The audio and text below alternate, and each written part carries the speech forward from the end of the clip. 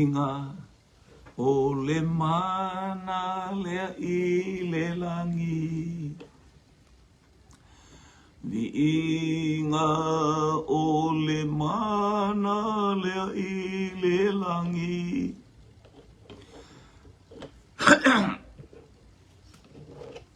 Vi inga o le mana e tatala fai totoa I le tupu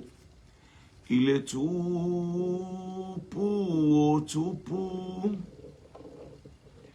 Vi inga o le mana lea I le langi. Vi inga o le mana lea I le langi. Vi inga o le mana e tatala I fai totoa I le tupu. I le tupu o tupu.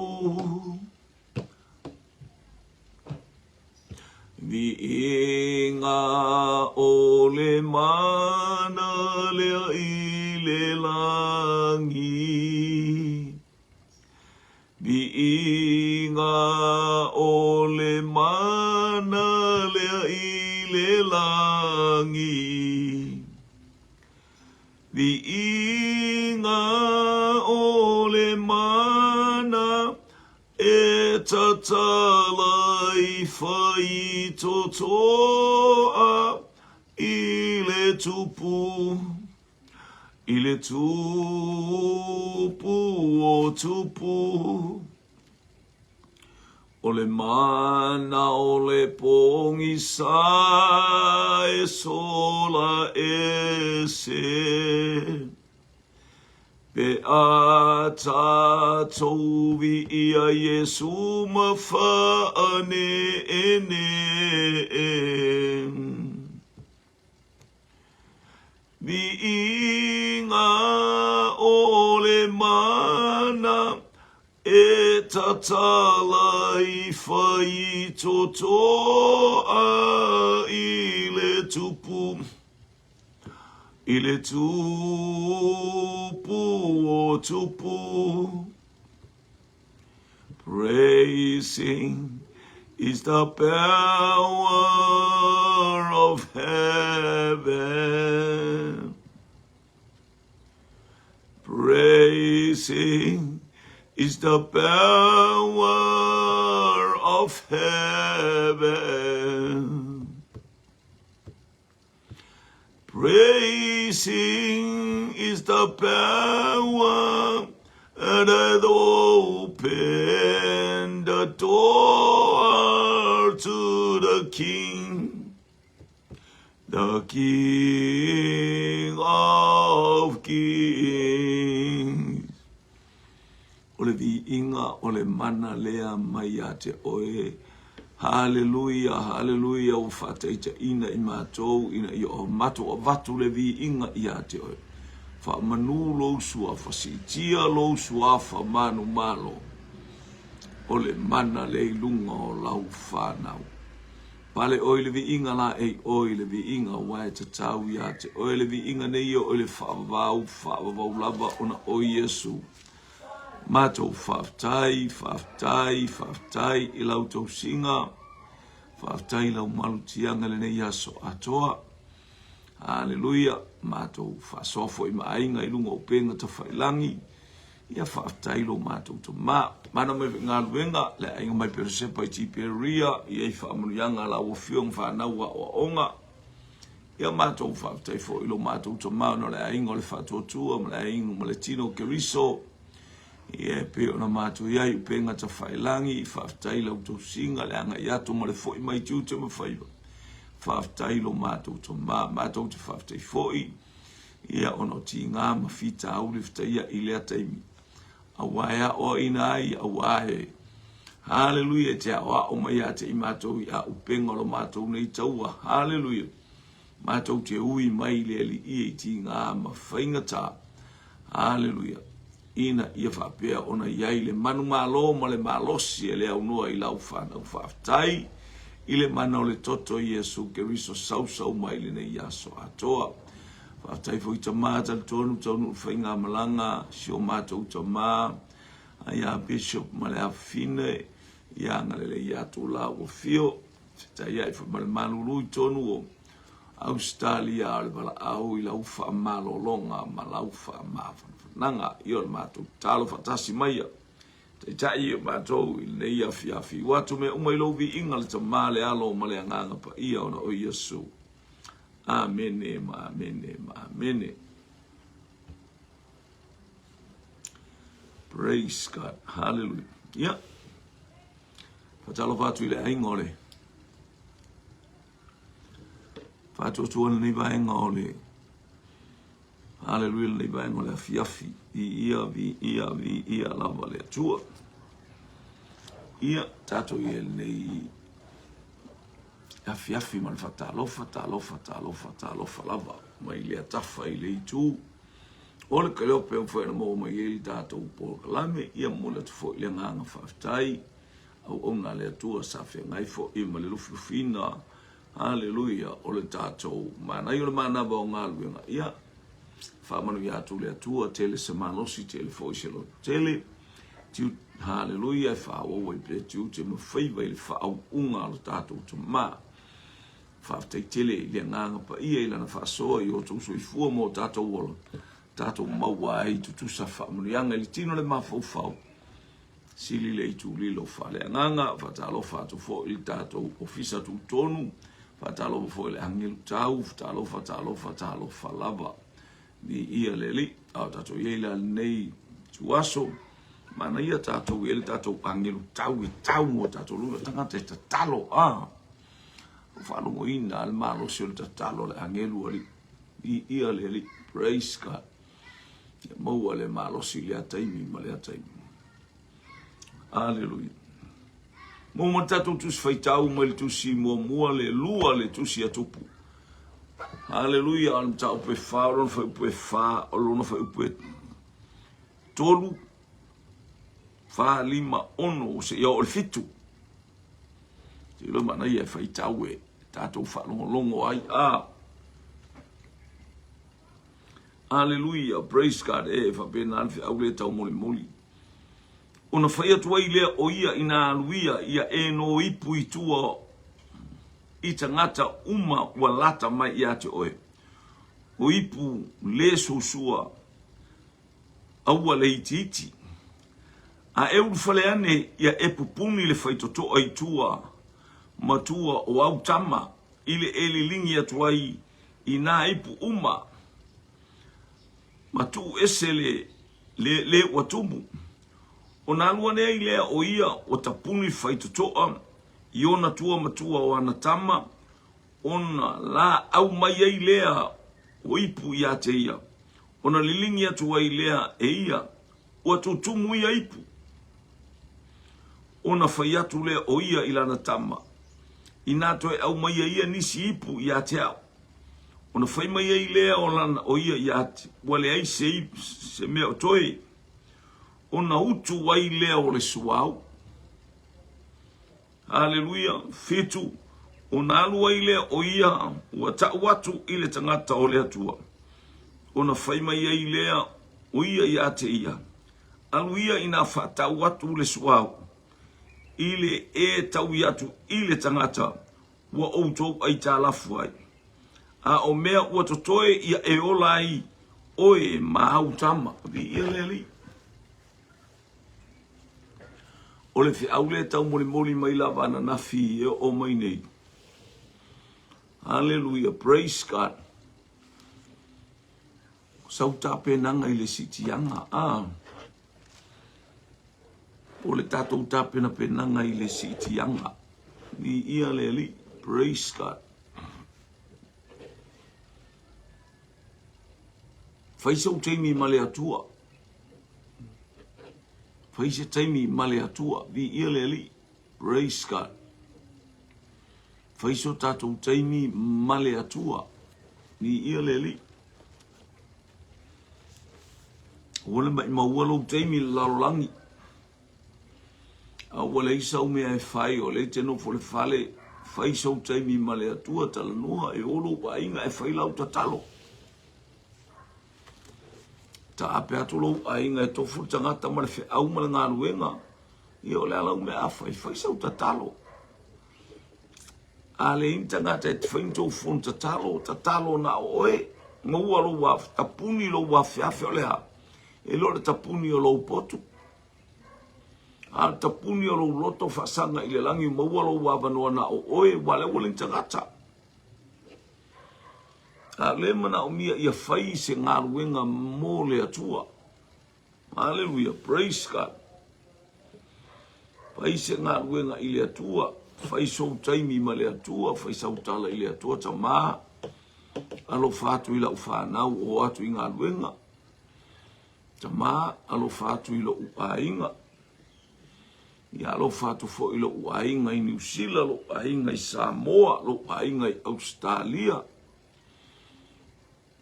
Pena ia alo fatu fo i na yo uainga mo utua oi. Ia ile anga le lei o la uafio. E le lei le atua. I taimi umalapa. Faisau taimi ma le atua. Vi ia le atua. O tato uwa ai mea uma ua anga i mai le whainga tā.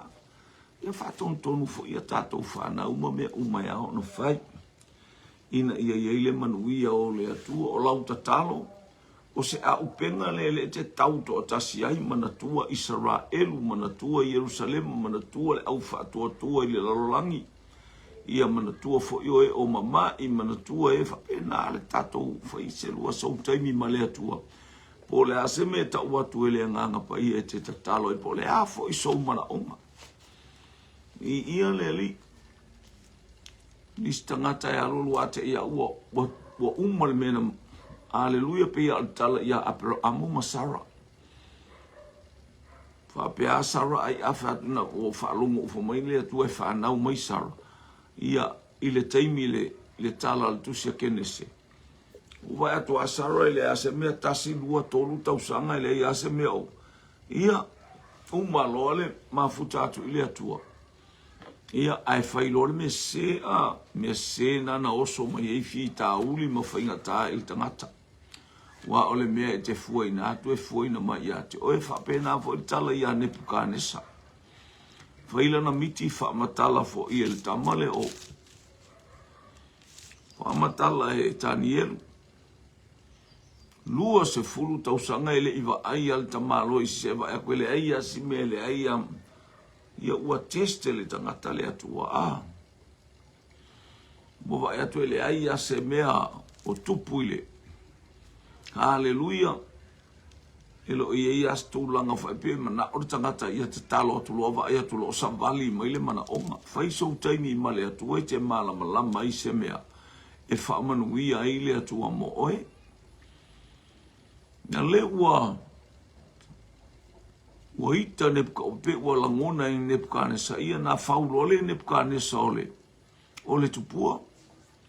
E ua fai fo ia le nuu uma ma fai ifo mai. Ia te ia tangata uma fai ifo le tupua.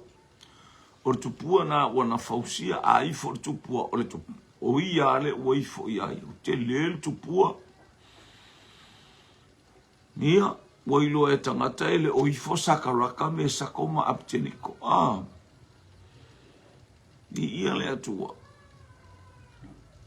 Le tatou te lo tala tus payment to ai foto ele Nebukanesa ia Danielu i te mina whamatala ile miti. Ia lea lola ova ai fo ile mele. Wa savali ia sakaraka me sakoma Abednego i to tono le afi mumusa e sae. Hallelujah. Male atua lale fealua ia i tonu foi me pei falling mo le alo le atua tangata. Ai na te ilo le leia aia. Iona ua.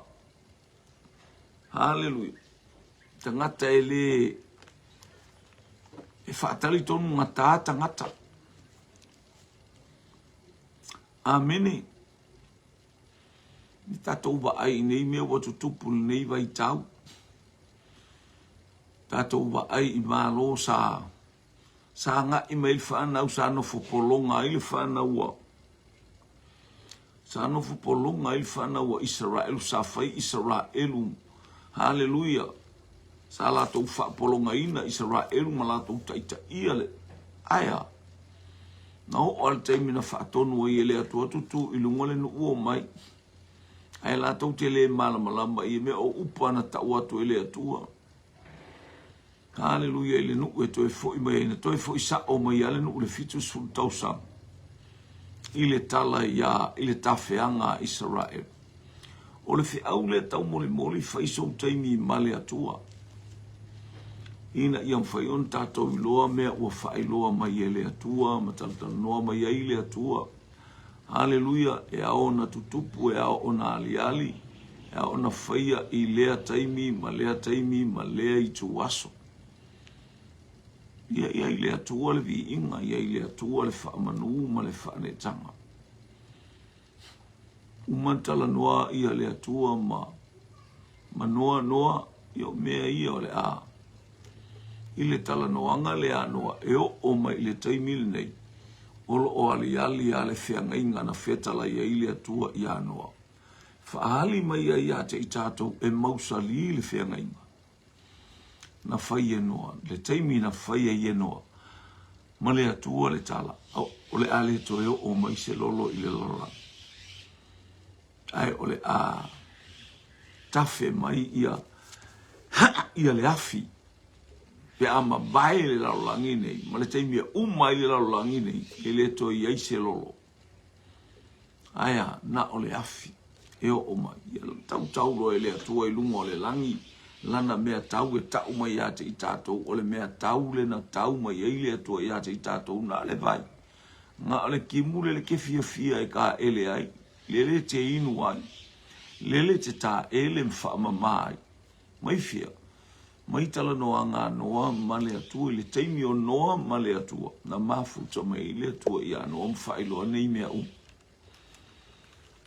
ia le ali, praise, ole mana onga ia whaiso o taimi ma le atua. O le tala le ntau whaamatala nei, o le tala maasani mai te le teimi tātou te whaalongolongo I pe le whawhine lea. Hallelujah, o le whawhine su nema. Le whawhine lea, o le whawhine na.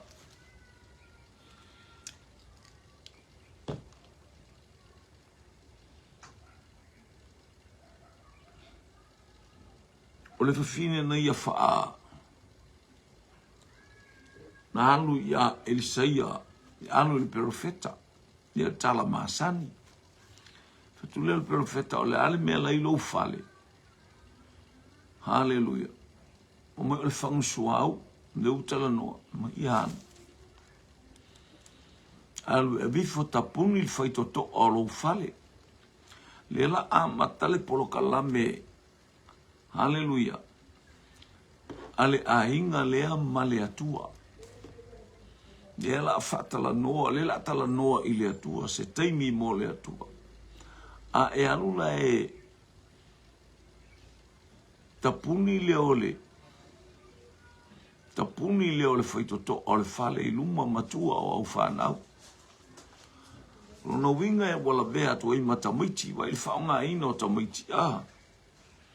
Le ana wato tamaiti wa alofa isi ana whanau. O lou alofa moni lea o le whai o le tala I le atua, whai le tala ma le atua. Ma wha o ngā tamaiti I le ngā luenga le atua. O lou alofa moni lea I lau whanau. Alo, o lea, o le wha o ngā ma o tamaiti I le mea ua whetalai me ele atua, e maise oe na e ai I lou to alua. O ia o le so o le au perfeta, ngā luenga sa whai le au perfeta. Ina ia mawhai o na waai ma tātou I loa atu. Hallelujah. Le nei wai teimi ua tātou ia vai o le la ua maita ngata e whaatau tamaiti. Le a ave tamaiti e sui ai. Ai e sele mānei o le o awina o tamaiti.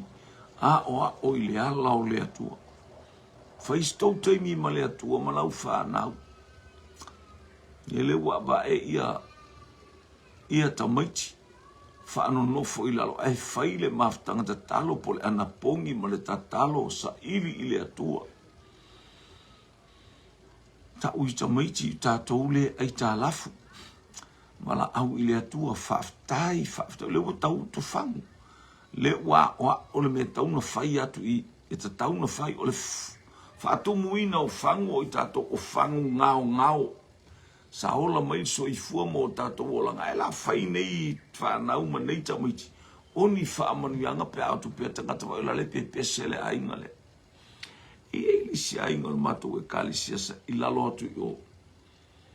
A o nei laina pisi wa ole si o si uso au na e whai ngā luenga le IPC. O sionati, o sionto lue to tasi ma tamaiti ala itia. Vele i tamaiti ala osko. O ilunga i scholarship u whai ngā luenga tamaiti. Aina a mata mauta mana e whai ala utala i tamaiti ne. Se iwa aila i eile matautia o le atua. E o mai e kolosi mai la uta vari le afi kisa uke mua popo. Se mea sa ola tu e watu se tangata e ave au fo i mai. So le pese ana o tamaiti le loto o sovo o tua i luma. O whaaftai i le atua a. Ile taimi o le tangata ma le atua. Ile taimi o le tangata ma le atua. Lele wo o ese. Lele wo ese le tamama le tina. O lele wo ese o nisoi taimi o mai i nei i mea e whai i. Poli polo kalame i. Au ke kolosi mai le ave o sawa au tu ai o mo faloro. Ta te la mona fato. Ta maiti. Ta talo leisi. Ta talo leisi. Ao o le taimi e whai e lupi tata whapi e tau whao e tau maiti. O ia le la taita ia le lotu. Oka. Se mea ina amana i. Matou whale au matou nofo i tufu i opa. Niele i o te lelo tau langa i se ma. I se mea o se whai se taimi male atua a. E o ahana i amalana whanau matamita e salme tate alu ta ita e salme tate alu whai o tataimi a. Tate whai taimi se se. Te mana tuala atu ua ma o tangata ele lotu. Mo le ainga le lotu. Atu umaina o tamaiti o la tau a inga whapera. Inga tu o le lotu. Awa le o la tamaiti le lotu. Sole. Ia fo ele ngana ese wharongo i tamaiti le lotu. To le whatu e tamaiti lungar kingi apa. Ai whaia la ko mai pe tu i tu ili kingi apa ele i se la au. Ai whatu. Hallelujah, hallelujah, hallelujah, hallelujah, praise the Lord. O la ko me pini ala tau ta longa wha ele whai. Sole, ave se pati ave wango kele ka mai kele ainga. Ave se pati ave ia le atua. Ala e ole ainga lo. Whape ala o au mai nei e whau mai lo. Amo kore. Ia ele ainga sta mai te pisa ai o mai ia le ainga o te nia ta mai te masasa ale lo. Sole, ai va ai ile whanau wale tangata le na sole. Hallelujah, hallelujah, hallelujah, praise the Lord, praise the Lord. Tamaiti o mea poeata. Hallelujah. Ai vai a o ina ea o ina mawhai le taimi le lei o tamaiti a to atutuli. Alola e watu to atuli. Whape nā tate arora tawa atuli o watari leo to atuli leo si o na lima. Ia o ini whai ana tala mana. Ele tau tala lo watari aki whai aku.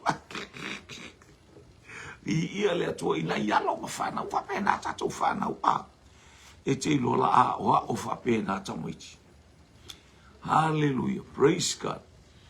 O le ale polo kalame whatino atu e o mai a lātou. Taimi o tama, taimi o tina, taimi o autala vou. E o mai a lātou paluloa. Whailoa. O ina tūpuani.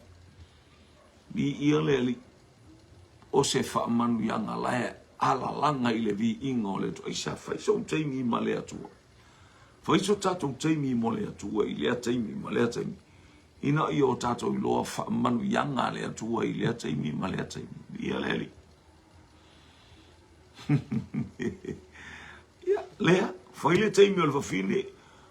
Ua whaatonu atu oe a maipu. Na o maipu. Whaatumu la. O whiu le whawhine. Fangu sua ule ala mai fangu empty fa atumu le fangu lea o le ata o le alfa manu yanga le atua wailo fale fai ma fa manuianga e manuia ai listangata malistangata ole mele na fai tai mai ata mai tini fang a ua o ata mai te fai tini fang wai uino mai ta mai ti fa me ua umale tini fang. Hallelujah, praise God. Wa uma tini fang o le ise tini fang o toe nana saua le tala na utulo motulo o la ngalu enga nai fai e te lem fai tatou fa pe atu wa uma tini fang e lem fai tatou fa pe atu to inga tala le fa atu elia wa uma ele ngaya yova le atu ua toea o ule e toea o ai fa mai le atu yo sa o la o e fitu wa feta ngata fitu afeta ngata ele ifo ya pa ele kisi se ise vai pose limo pa ala fitu afeta wa ke elia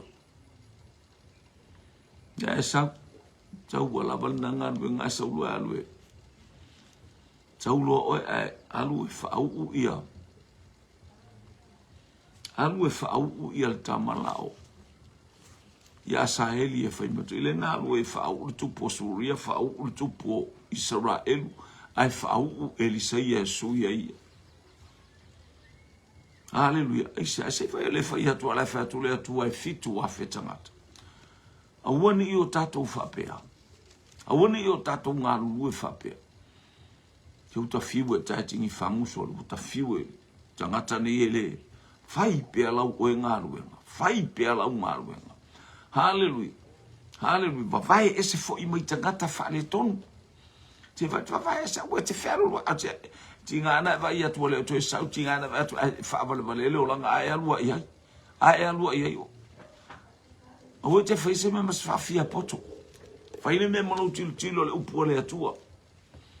Hallelujah. Ko mai vai esse o to mai tangata fa pena. E o tangata le fai nga wenga o tangata fa ai ele fai ni sa nga mea. Hallelujah.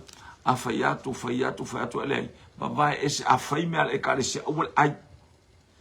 Awane I ai pe ale ai se me au mai. Awane I ai se me fai ale ai se me fai. Awane fanga. Vai esse pe esse foi male kalesia it's enough. Mana ia. Se ilo ai wole to mana o mia ile kalesia. Ele leile atua. E tu puale e kalesia ia. Langole kalesia mana onga ia faiso taimi male atua, faiso tato taimi male atua. Ele woto tumu, lele woto tongi le ai tahalafu. A ua uma, ua motu le sua, ua isa leanga ua e wha motua. Leanga ua e wha motua, ua utu le sua, ua le to Yesua ua sau. Wa musu fo ila le nganga pa ia ia te oe te alolua e ngase aya. Leanga ua e wha motua. Tato ia ile taimi ele aise na upu po le aise talafa pe ua le ingi fangu ngao. E ano ia se vai nei mau fangu ngao se vai le anga I mai ume le anga I tono Samoa. Leu tato wa ai wa fai kengi le anga e o anga I atunu I fafo. Mo I nei atunu e fasioti tangata. E watu le nuku tala I ele tala le leia le atua. Ka ilo fa ia Israelu pe kusa malaka kongu o Samoa. Lango Israelu le kari kongu ia Yesu le tele le majority o tangata. Hallelujah. Na le pa wale la tau tita o la tau o le nuku o le atua. Iohe. Ai langa ele mawhaina anu ese le atua mai le nuku na ia tofia e iaia na whaamanu yanga ele ai foiseisi na te eu. Ai te lotea Israel wa e lotea le mea ululi I le mata o le atua soifua. O ana fionga ia. Ao se na te lote Israel ma na whaia Israel. Hallelujah, ma mio leanga ia Israel. Wana e ua le utu poto. E se vai la ia. Mea konga kako kauru ilu I a. Tatou tauru ilu I le atua. Tele tangata tau ma whaie wha leanga Israel. Aisea. Langa o lai sita ma inu aya e tu o le pule I le lalolangi. Langa na wha nau mai ai le pule le lalolangi le wa yo sia le malo le fa mai o le malo e pule I le lalolangi. Una yele manufe ai le fatula I mai le to mana onga le to ave ese tangata le ya le mi ngao ave ese tangata so na ola to wolanga an mana onga le to ia te o fa tala ma le to iluma to mata o pe to le sa ta to tala no ai ua o mai tupu ia o Iosefatu le mta o pule to le tu siale a mo lua sam le tupu a mta o pe to Hallelujah. O le tau mo fai o mo api e fasioti ia. Hallelujah. E fou ma ia Israel. Na o atu ele o Iosefatu. O le tupu e toma. Ia ma le tupu o Israel. O atu ele matari lau. Na o Iosefatu artangata e fai o na taimi ma le atua e talanoa i le atua e ava foi. E fape na fo na amal profeta e avar tangata le atua o loku sa o loku le atua o ski e kalesia yo ko kai yo e kalesia e ro le mai kai le kai yo e toma marta ita yo Hallelujah Israel au Israel le sa weto se vanga na Iosefatu yo wa la tu le tau fatu le tangata o le atua le mene e Isaia le na ia avatu le vai ia Elia. Ala mel, fatato wo sual tanga tole to so. O tu leva mo tanga tole to lo uwa atu ia te o Iosefatu. O lo uwa atu ia te o. Tanga te tala noa male atu i te mi uma fai lo ia ia le atu me o le afai. Ma mea e tutupu. Me ao ona fai loa atu wai wa venga o le atu. Yo foi atu Iosef, ia Elisaia. Praise God. O lo ua vai tangata o le atu. Ia Iosefatu le tupu. Ioi. Ai oe Eli utu. Oe Eli ngiuku. Eli ai fa so o le leisa. O le siuku kauma eli mo utu mo me o pū te telefa. Oe Eli. Oe Eli. Pisa ngan wenga fia na tu le tau ai fet ko wanga ole Eli nga vai ole o Eli le vai. Hallelujah. Mai mana yo tal no al tanga tamale tu fa isa tala male tu. Fa isa o taimi male tu. Na le wata mo ye foi afa. Usta yo Eli. O va tu le ia ma se a po se a. Ai tu tumu ka ya o tu tumu ai u tu vaina. Ia vaina. De wo mo tala no mai le tu. Taimi o Iosefatu ma le atua, taimi o le tangata o le atua. E whapena foi, o putai e le taimi o lo tā taimi ma le atua, tā te wheso o tai o a mea umana e whawhainga tā ia te oi. Hallelujah, tātou wai atu le tawhe mai o mea leanga. Le leu tātou wai atu anga i mai kukongo kako wa kungu ia, wa ia tangata ia e ta ua o le auwaenga ia e. Le e whatupu whala vela vetu i tangata foi ia pe le o mai le vau. Pe o le waenga le kengo le mangol mop ia o isi au vaenga na le e tau tangata fo ia ie o mai send mai le si kanga ka fasioki yo fa pena te no fo mai fia la o bala o tu telefoni e ama fa pena le vai le o tu puisa mo tangata le se tala noa male atua a o le atu nu ule nei o le atu nu tala noa i le atua o le atu nu fai upu ma le atua i te mea a mata mai ai o lato fale ma inga o ane i nuu o ane i tū faa haua luma i tū faa au manga tu la fale ma ta mali fale tua ma tausi ioi e alua ni polo kalame ta vatu ngoko fai mai se pese lotu wa fai se tatalo e a mata ai fai se tatalo e fai ua i let fai le teimi e tala noa i le atua ia whamanuia e si la fia e le atua. Manuia le taua, nanga le watala noa le tangata o le atua i le atua. Malo wha mai. O waiwa o tu masole, ua, o le vai e matauti, o wa tafe le vai le na tafe ao e mitiana. O te i le vai ane li utoto le vai le la tua taia le vai le la. O le fai taua tangata, o le fai taua le kemble, o sole, ka fefe e. O o le kaua le mele o tupula o fasioti a istangata a le vaile le feinu o ia bei o le tala le tangata o le atua na faitala ma le atua na fai upu ma le atua whaafofonga mai le atua i tala le tangata e whaalata i ona luma i taimi uma mena whato i atua o mai le taimi e tapunia i le alofa tu no le atua na o tangata e whaia lato tala ma le atua e maua o lato taimi ma le atua e whaafofonga mai i le atua a wa o fofonga o Yehova o lo o fetau fetuli ya i le lalo lang e si sila fo i ya te ilato o e sao lato loto o e lato te tala noa i le atua fai sau tala ma le atua tala noa ma le atua i taimi Hallelujah tala noa i le atua i taimi e le o tagata umole ai ngai o fai ngaluenga e ia tagata no funa fa tonu is tagata fai a wele fai ngaluenga fai sau tatalo fai tau sau tu spaia ma ai sau ngaluenga e fai sau ana pongi o mea umai a tātou te ma ai atu i lea taimi ma lea taimi fai sau tala ma lea tu ni ia leli praise God ina ia i lea ngale leo lea tu ina ia i le pa ia lea tu au ina tō mai e lea tua hallelujah le unga o mea uma le alofa tuno e le taimi e ai le alofa tuno o le atua wa uma na whaataimi e le atua le taimi o lona alofa tuno pe ai lia le pufa hallelujah le angelu siri le angelu tau le ai lia le pu Marta male alua male pu e ili loa o e ka lili a ko a faila ili Israel e ka lili a ko e keke a ko rasami o Samoa e keke a ko uma o ilia le pu fa io e langa eva ai mata uma ile upu le atua sa fa longo le tafa male tu o le kelo pe le afionga le atua le a tilo hallelujah pe ai lia le pu fa fio mai le ali Hallelujah.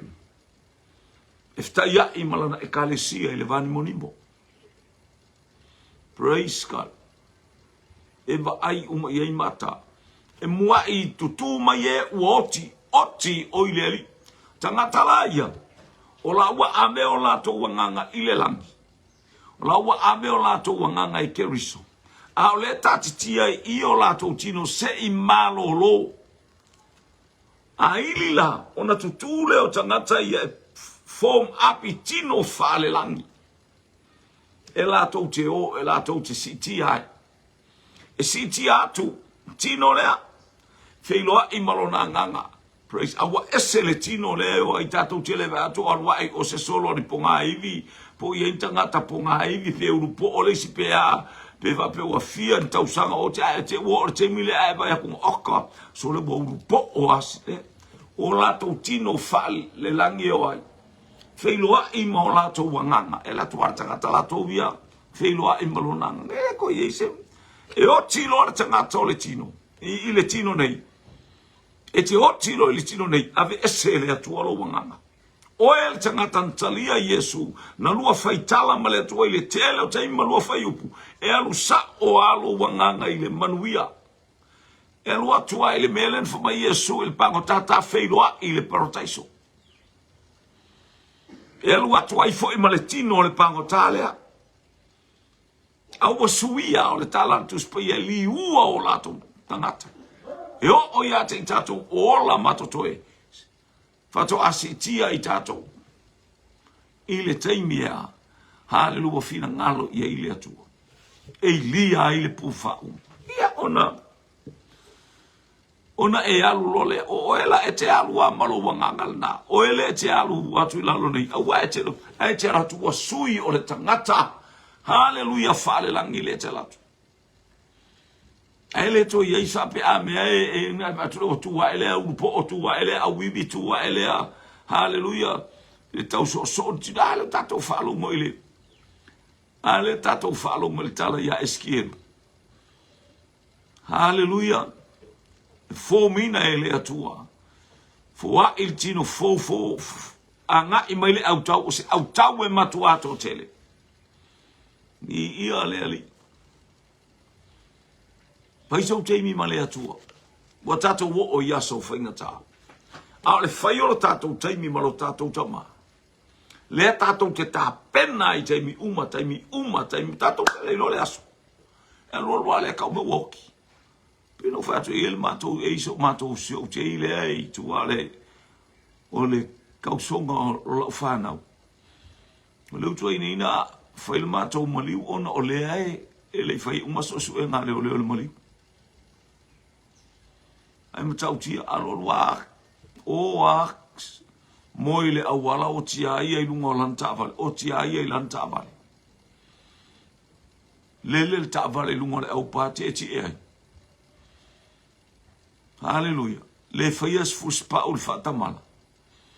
Aluane al tavale ti ai le anga ato alo na ul ele va pelo le anga ato e pe mo i se me wa fai na olona na la le fai ngo fia foi so nga le wa la be ai la tavale lo se men va pe a me o se men ave sei si pe wala be ai pe o na pe ni maluanga ana wala to na mai fa tu fata wala to ma to o lisi a sola to ma to in usila ale la o le fata no ina fa inga mala ba fa tu o me o mo fa pia se le mana yo le fa yo la utala male atu haleluya ia male se me le o so to lu ngata vale ave lo alu le atu ta vale se fai so te me lo te mina le te lo tala no ai male atu pe te mana tu fata o ba ai wa e poto wa e ata mai ave le ta vale pues poki lu ngol awala nia le o ainga e tele fa pe anel na tala fa pe wa spokil fingole amale o ai to inga le ale al ka vale e yai tanga tale fa tu ai lunga le al o le alo sa o atu te o sa o tu ele molila no mona ala lo kuli mai ele skanga kale molila ale wo so tu lo ta vale to no lo fe ko ai ko haleluya o le awala pa mai talo mo i mātou le anga e le whātua tangata umar tala le a paulo ia Tesalonia. Ma ia utou ta talo mo i mātou a wae le whātua tangata umar. Ia te alatua oe o le tangata ioe, ai sau al tangata le whātua. Hallelujah. A whaina ai oe. Tutu i mai lau ta vale. Fa pongi sa i lo ma fa o so le va tungo wala bes ta mai tito la fa na po le ase me o tu hallelujah bo le la be o le ta vale lunga hallelujah e se le mana yo ta tu tal no ile to ta mala ma to wo ile o nga ta mala ma to wo nga wenga ta mala ma to anga so mai le ala ile mana o lo to pe ke alwa il ke fa ka fo ta talo o le ma ko fa le ko mai o le la lo o le ma ko fa lo le ma ko shopping center ai le ngata ile o le fale le to o lo te leo o saingai fai tasi ma te lo fata o le place value e fai le tatalo o ne e mita e la talata mai pete manatu fata o va la tata e fai sautala ia tama ia ilo mai ti ngale a e te moi longo la male atu mea uma e te alu ai. Fai sautala male atua i lea taimi male taimi. Praise God. I ia leli. Mo tato ia i aso whainga tā. A o nā aso whainga tā, le whai tato wola, leo tato wa ai mea e lei. E ke lei mawhau winga e kau. La whai ta o tangata ia lea e wala au i siwa engana i ovala awa i siwa le whai atu nuku. I wha pe ngāle lako connection. I oe. Leu tātou wa ai. Tātou wa ai mea wa tutupu. Ai ese oe, ese au, ese i tātou tangata tā pena. Tamata whatua saunia. Hallelujah. Hallelujah. Whai lau tala male atua li tele o taimi. Ni ia leli. Se le mana yo le me lo wa ya tu le talo e talo le lotu e le o lo fa na le lotu e te lo tilo i lo fa na le lotu esel mana io esel matautia o le melanga la fema le tuspa ia tele tangata mai o a o le mana o le atua i le mea o le ise mea. Le ise mana pe afa ia tele o aluma ave lau whanau na o ana te whalonga le ise o onga mo lau whanau. Mana ia isi o e kalesia masa no u asia tua i New Zealand. Whaonga umata maiti. Whaonga umata maiti le ngā rue ngā lea tua. Kau mwhai a ka mai ki e whaile team i ia le ali. Pato a lua tausanga o le lotu tasil tausanga mang i masinga. Aia. O le lotu lea. Au ese mana ia, o le mana ia voi o le au le lei o lo tawa ai atu. Haleluia, o mai ia es whaifi aula na e kalesia o pena tele na. Haleluia. O lo ina tutupu maola ma e whai ale tala ma le atua i teimi uma e winga i le kalesia ma tatou whanau. Ne ia whamanuia ma i le atua. Manuia e o altaia o ua tupu whalavelave ia moapi u tue fasia ia moapi. Aia. Una satala noa le tangata o le atua i le atua i mea. Ui ina whale tonu tangata. Le se ke pole foi kaka whale kongu la ie le kupo Israel whale kongu le o langa le va aia Elsaia. La ie ima le kupo e toma. Haleluia o le ele o. Ele o skanga ka fisoka ima Israelu. Haleluia. Ai ona o la ie le tangata o le atua. Ai o te hava ia te o Iosefatu. Na o Iosefatu fo ina fesili ai ei se tangata o le atua. Mai tangata e tala noa ma le atua. Langa ke ilo le me fai. E lo ei se tangata o le atua i le meni. Ai ta ua toa ilo le tangata leo Elisei. A amil tangata na se fai mai se tala po le halta. Vi ia le ali. Ai sau. Praise God. O le fisoasoani mai le profeta ma le whailoa mai le profeta. Na ola i le taua fasitoe fasioti ai moapi manuku e tele safu. Hanga i mai mitiana ma le anu noa e onu na o mai sa e o mai e au ma moapi. Aia. Na toe fi fasia ia. I ia le li. Angale leile atua ia te oile ia fiafi. Faiso o teimi ma le atua. Walata mai le teimi. Walata mai le teimi. Wa tātou wa ai o oisi o tātou malo.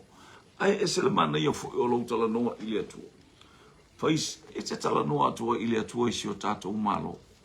Tala noa i le atua i teimi umalava. Ta malo fa mai si o mātou malo. Lo fa mai ta ita i o lau watunu. Io me fa pe amu me o fe vava ia. Fe vai ha. I ia le atua ono manatu o tangata fa ale me fa le poko ai fa ale me le poko ai fa ale me le poko. Le fa le poto le malo. Ola wa mai le poto i le malo e fa i le malo.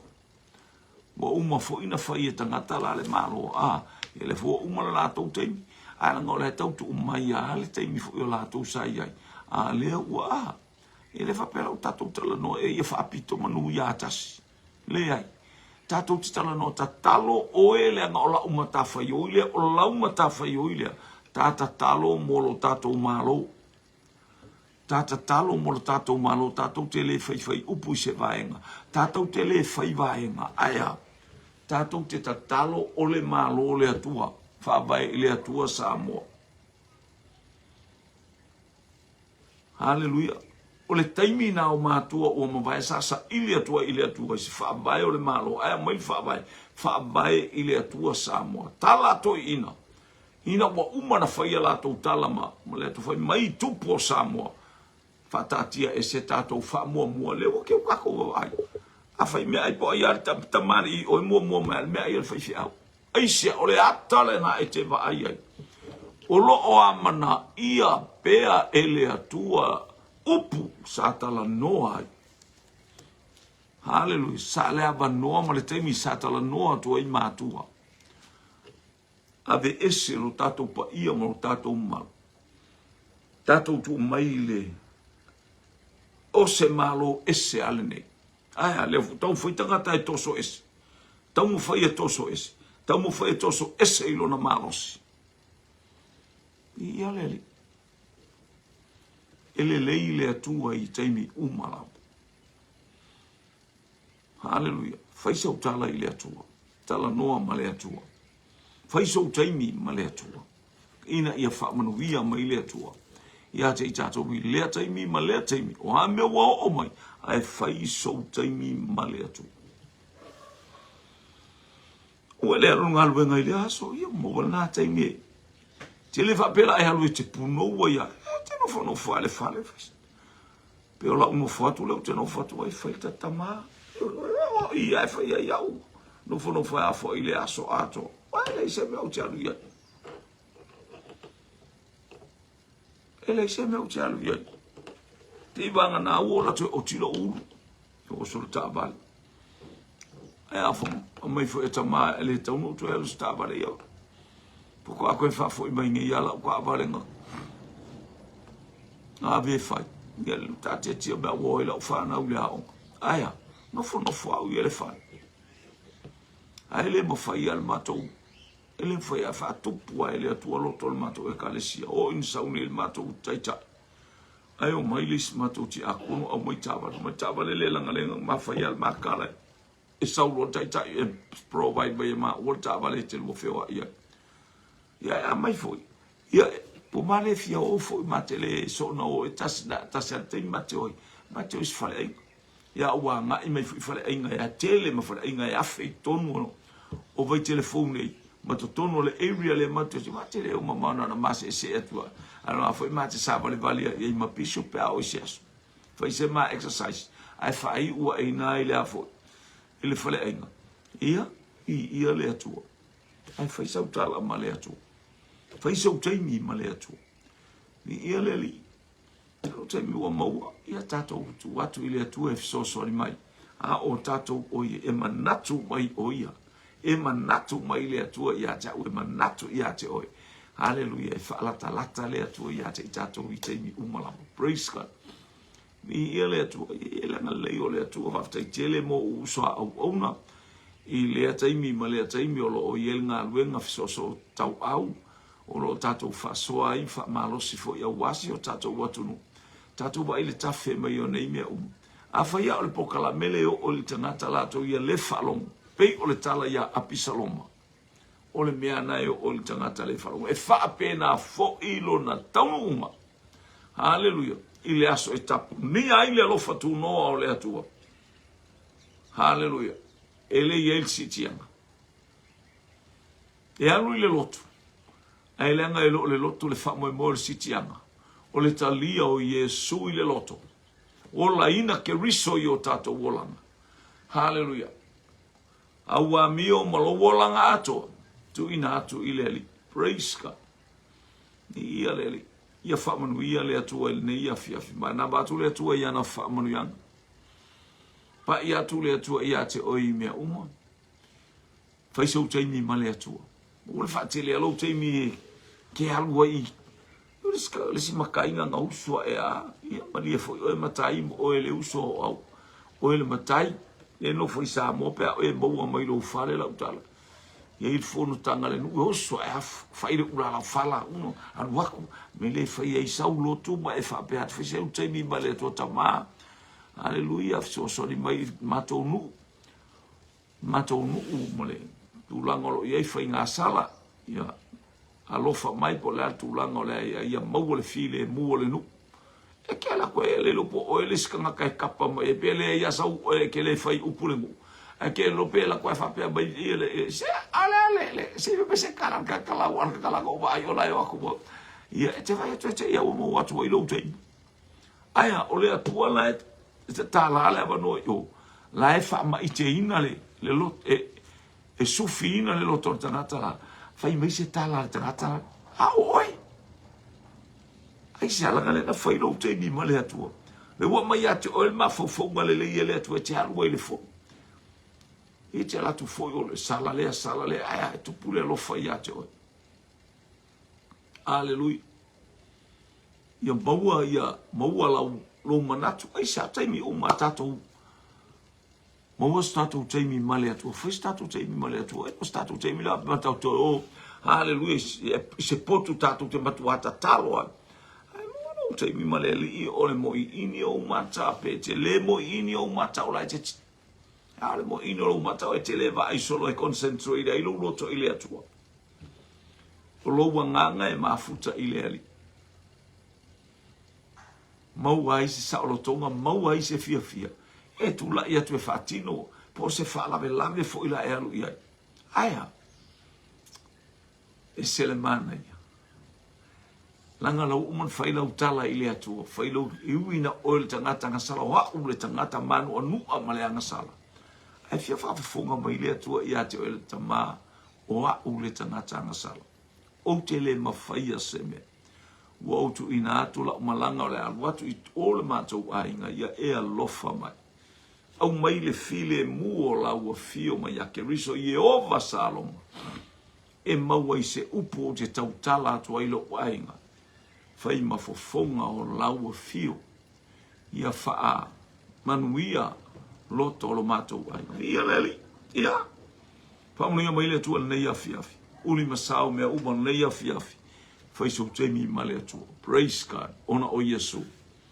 Amen, amen, amen. To God be the glory forever and ever. Amen, amen, amen.